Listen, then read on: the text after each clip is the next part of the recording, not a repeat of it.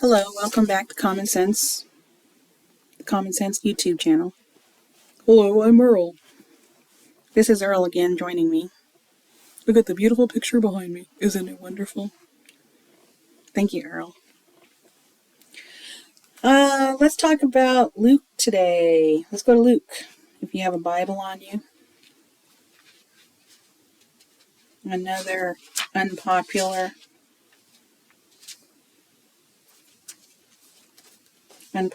chapter, 16, verse 19, through through the end, 31.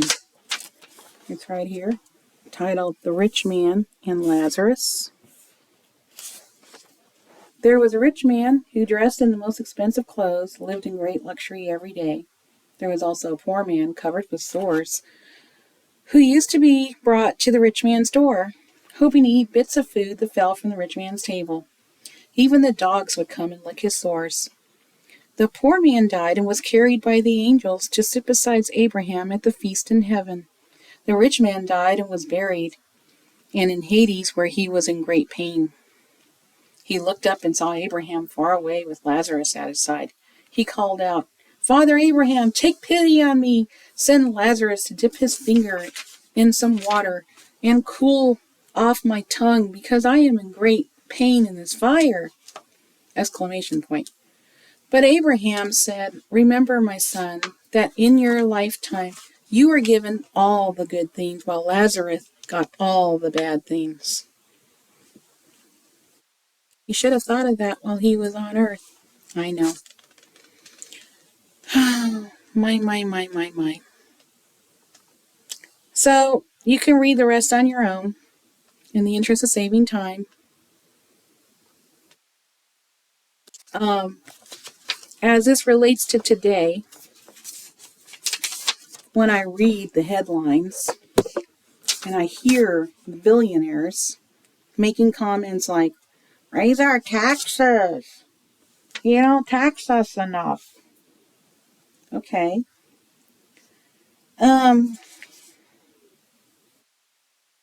Here's the thing. First of all, who needs to be a billionaire anyway? What are you going to do with all that? Look at it every day? Impress yourself? Then you look into how these billionaires who say such things live their lives.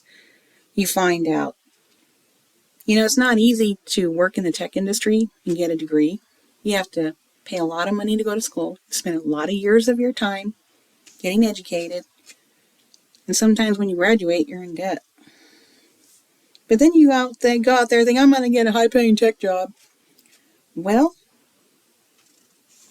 when a billionaire who wants his taxes raised ends up being poster child, not paying tech workers what they should be paying them, not giving them benefits, not letting them have and keep their job for what seems like more than 10 minutes, constantly having layoffs. I mean, that's how you get rich nowadays, I suppose. How do you sleep at night, live with yourself, is my question. And you don't have to be a billionaire to be greedy, to get rich, I've seen this happen in every class, poor, middle class. I mean, it depends on what your priorities are. Even if you have a little bit, try to share what you have. But don't tell me it's okay. I mean, you hear horror stories of this other billionaire who wouldn't provide restrooms on every floor of his business and wouldn't allow the workers. I mean, these people are breaking the law and everybody's letting them do it, I suppose. Don't let them have their proper breaks. I suppose you get rich that way too. Have you people ever heard of Dantes Inferno? It's like a upside down cone. I'll try to show you a picture of it right here that I kind of drew. Anyway, I heard a story about a guy dying, and he saw Hitler in hell. And he said he was on the bottom. Oh, on the bottom, next to where the devil himself is supposed to be chained up. If you read I believe it's in Revelation, he said he saw Hitler. Apparently this guy died and came back. Good thing he came back. I know, Earl. It's a real good thing he came back. I know. He saw Hitler cursing and cussing and still angry at the Jews and mad as... No wonder they get that term, mad as hell. Hell must be hot. Oh, I got too much fur for that. I know, Earl. What a nightmare. So if Satan's tied up at the bottom, maybe hell is like Dantes Inferno, this upside down cone. If I'm remembering correctly. So, no, you don't have to be a greedy billionaire to end up down there begging somebody to put some water in your tongue, because when you're living your life like that, you sure... I'm not your judge. I'm not God. I'm not the one to judge you, thank God. But I'm just going to tell you, you're asking to be sent there. You can't live your life like that. I mean, you can. We all have our own choices to make in life, our own free will. God does not force anybody to do anything. No, sorry. You do what you want to do, and I do what I want to do. But I want to be a good teddy bear, and a nice one. Thank you, Earl. There's other sins, of course, gluttony. I've heard that those people end up swimming in food and waste their whole life. That's not good. Doctors can be greedy, plastic surgeons, gender reassigning on little kids. I don't want to be that person, transgender. It's not true that every doctor agrees that that's possible for reality.